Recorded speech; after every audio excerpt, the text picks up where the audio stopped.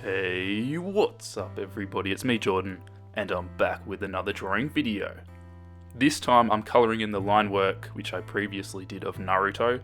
If you haven't seen that video, I'll put a link up for you guys so you can check out that video first. I've been making sure to record a bunch of inking videos. I know some people struggle with the line work, so hopefully some of those videos can help you guys out, or at least be entertaining to watch. I definitely had some struggles when it came to colouring this drawing. Some days, everything just feels like it goes smoothly and, it all just works out. And then other days, it just doesn't feel like it's working the best.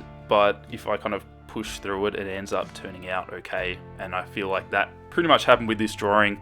It's weird because I'm going back and just looking at the process now as I commentate. And it didn't really look like anything's going that wrong. But at the time, it just didn't feel like it was looking the best. I felt like the skin was just a little bit too pale.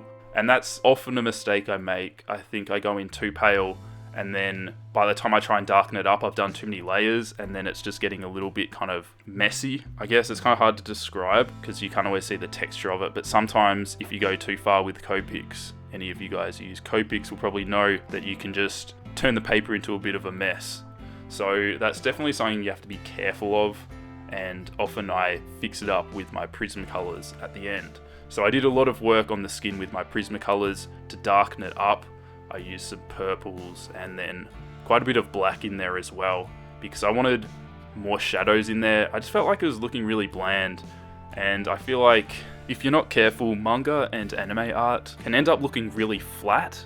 And I know that's kind of the style and sometimes it looks awesome, but with my drawings I try and get it looking a little bit more 3D, so some more complicated shadows and a bit of texture as well, just to give it a bit more of a gritty look. And I especially tried doing that with this drawing here, like with the blood textures on the face. And later I go in and add some kind of mud splatters and just dirt effects. That's probably my favourite part of these drawings, doing the blood and the last kind of texture details, because I think all those little things really make the drawing and just gives it that little bit of extra detail, and I think it makes it look really cool. Like, you guys know how much I enjoy drawing blood, because I pretty much add it to all my drawings now. It's kind of bad, but I just have way too much fun doing it, and I think it looks really cool, and in this situation, I thought it was the right thing to do. Earlier, I mentioned that I had some difficulties with this drawing, and this is one of them. So I felt like the orange in his jacket thing, whatever he wears, was looking a little bit too bright. I kind of like things having a bit of a gritty look and, like I said before, some kind of stronger shadows. So I felt like I needed to darken that up. So I went in with a kind of soft brown Copic marker just to layer on top of it and to darken it up. Not too extreme, but just a little bit.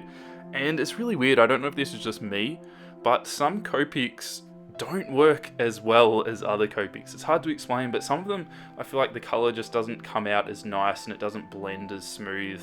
It's really weird. I don't know if that's just me doing something wrong, but I've definitely found some markers don't work how I want them to. That just sounds like I'm blaming my tools, but nope, actually I kind of am. I definitely do think that some Copic markers blend better than others, and some of them layer really well on top of other colours. Copics basically have a coat on the top of them, and this can help you find colours that blend well together. It's more of a guideline though than a set rule, and I pretty much don't follow it, and that's why I have problems like this. Anyway, how I fixed it was basically going in with my Prismacolor pencils, which are always there to save the day, and also my soft pastels, which smooths everything out amazingly, even when it was looking pretty terrible. So I managed to kind of bring it back. Another thing which I actually like doing, well, if I need to, it's not my favorite. Another problem which I sometimes have, because I like using my Prismacolors so much, sometimes I get a little bit carried away and I go too far, and I've just kind of layered way too many colors and it's just not working. You can actually go in with an eraser and you can take that away. And sometimes it actually looks cool when you erase a little bit of it because it kind of blends it as well. It's kind of more like a backup plan if your Prismacolors go wrong and you go way too far with them. So not a technique that you kind of want to try and do. It's more of, oh shit, I messed up. Get the eraser quickly.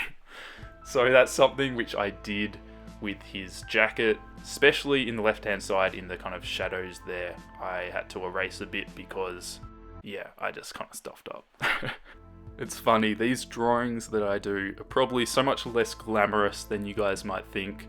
Some people who just follow me on Instagram, like, they see my progress photos, but I only post photos which I think look good.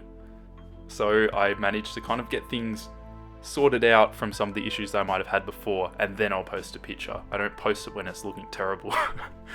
So that's kind of the cool thing about these YouTube videos. I try and really show behind the scenes and what actually goes into these drawings, and I don't really shy away from any mistakes that I make, as you guys can probably tell. So I think that's kind of a cool thing about YouTube, and what I enjoy about watching other artists as well when they show the whole process, because with these artworks you see them when they're finished a lot of the time on Instagram, and you don't really have any idea of what actually goes into the artwork itself. So it's kind of cool sharing that with you guys, and hopefully you enjoy that.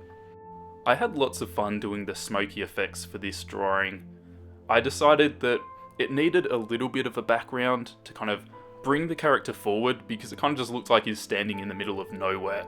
So I decided to do a little bit of shading behind him, and I did a lot of work with my soft pastels as well. I did that off camera, but that just added a bit more shading behind it to help the character pop out, and to help the smoky effects stand out as well, because the smoky effects were kind of pretty pale, so it was just blending too much into the white background. So bringing in a little bit of brown shading and a little bit of black pencil work as well to help the character pop, I think made a big difference. And while it's still a simple background, it still made a big difference in my opinion.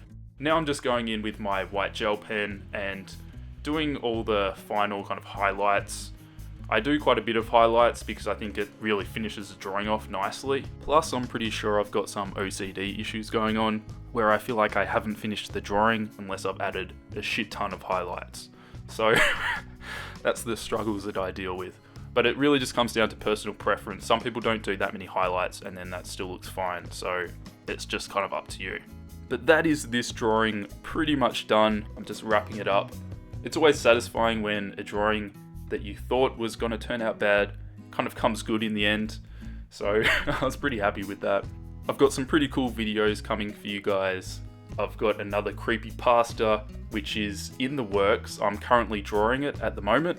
Spoiler alert, there is going to be blood. Lots of blood. My favourite.